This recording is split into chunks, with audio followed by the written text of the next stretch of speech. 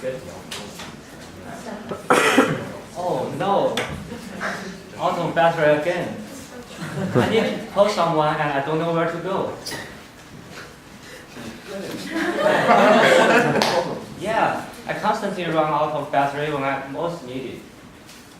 What if I told you we have a product that can solve all your problems? We have something that can recharge your devices on the go whenever you need it. Wow, I was just thinking about it. Latest content.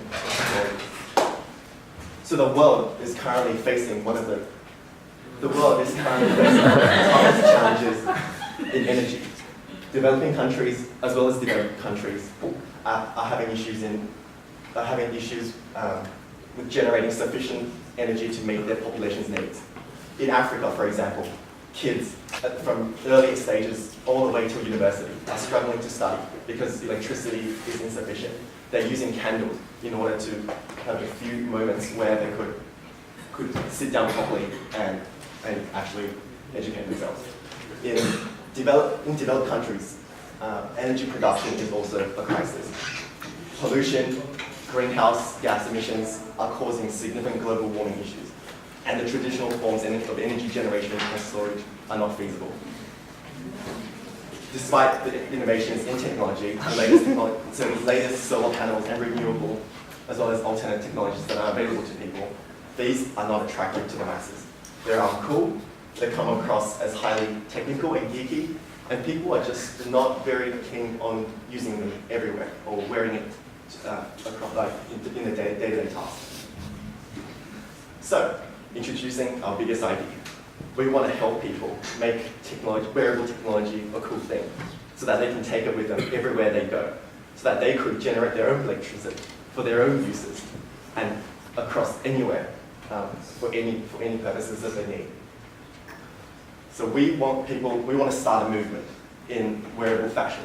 We want to create the latest craze in hats, so for both male and female design products.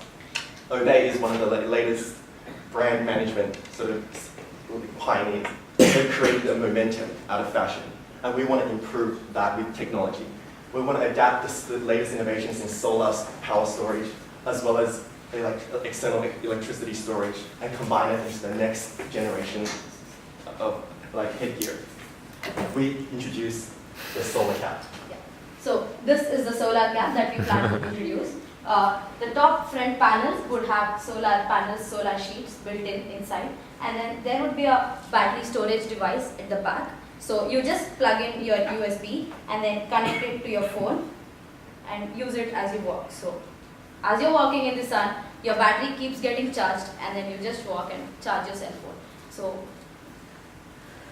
and then the design process that we would like to use is first go with this design of caps, and then use iterative process as and when we get customer feedback.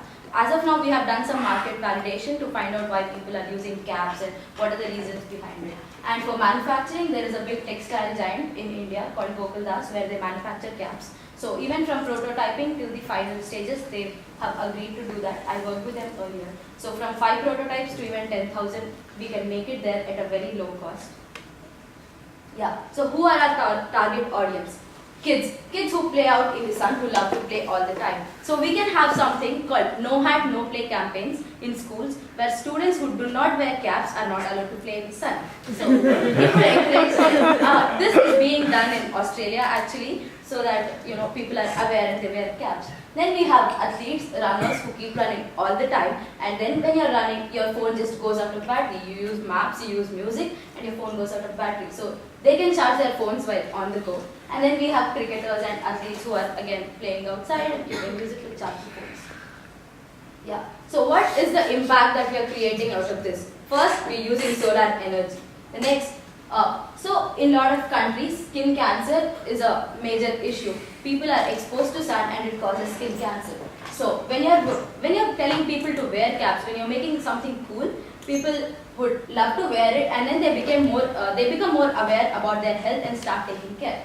And then there are also sunstrokes in countries which are really hot. People fall sick, and actually people die in India and Africa because of sunstrokes and dehydration. So this is something that we are looking at more like a sustainability and then lifestyle change so that people use good habits. Yeah. So by having it as a change in lifestyle, people start using it all the time and not just when they're out in the sun. As you can see, this piece of solar panel is very, very thin and light, so we can put it to the top of our head with almost no extra weight. And how much electricity can it generate?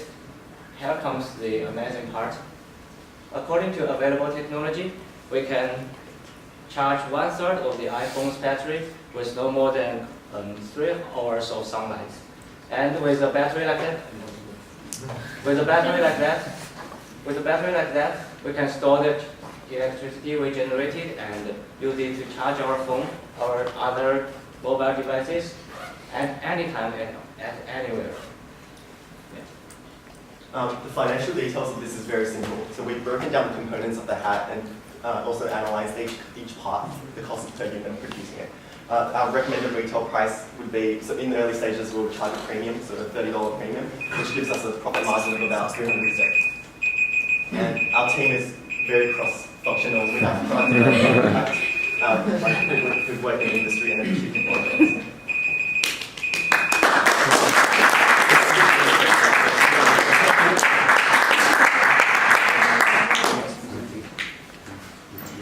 So what are the main functions for the cap? What's it going to be charging? It can as of now we have thought of charging cell phones using Okay.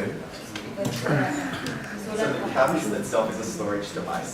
We've taken the example of phone because it's a product that everyone carries with them everywhere they go. So they could also use this to charge other electronics. So they can charge lamps at home. Okay. wearable devices is the field that we would have to look at. But then if you have it as a separate accessory, people might forget it and then. Actually, I think personally, the idea of using this to work with wearable devices would be much more interesting than charging cell phones. I mean, sure, you can say that as an early thing, but if people are walking around with Google Glass, one of the big limitations of wearable devices has been the battery storage. I think that it's much more interesting to look at, all of the things that people might be wearing and how this might communicate with them.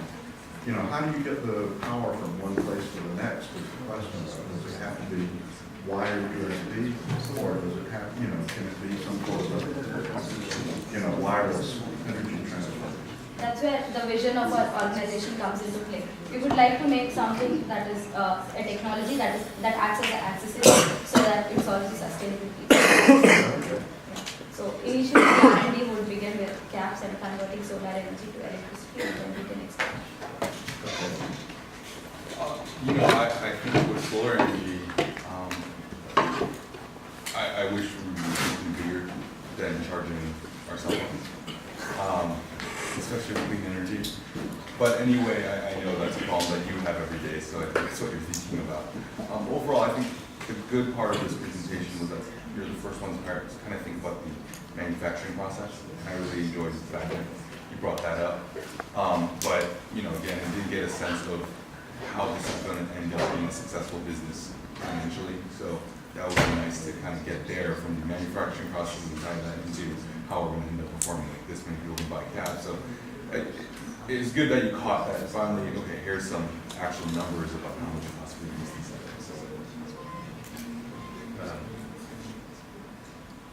What's interesting is if I combine a couple of the presentations I've seen so far plus this, then I would have enough data. If I were only to have seen this, I think the challenge being I kind of need to understand how many of these devices you can actually sell, and then I just for point of note, I don't know if anyone's planning to sell anything, but when you do retail, there's a fair amount of retailer margin that they add in so that the pricing is a little off, probably. A $100 product in retail is usually made for about $10 to $15. So it's probably close, but I'll the grain of salt there. My gut says though that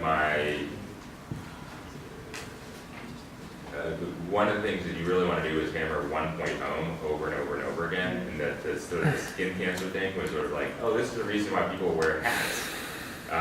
Instead of saying, instead of continuing to say like hats is a good place because people lose and buy hats all the time. It's like sunglasses, you lose and buy them all the time, and so therefore it's a replaceable item. But a car you only buy once every 10 years, so we'll never get in the car market, whatever it is. So I think that would have helped a lot. It's just sort of just continue to be on one direct path, convincing me that this is the next big thing. All right, thank you guys.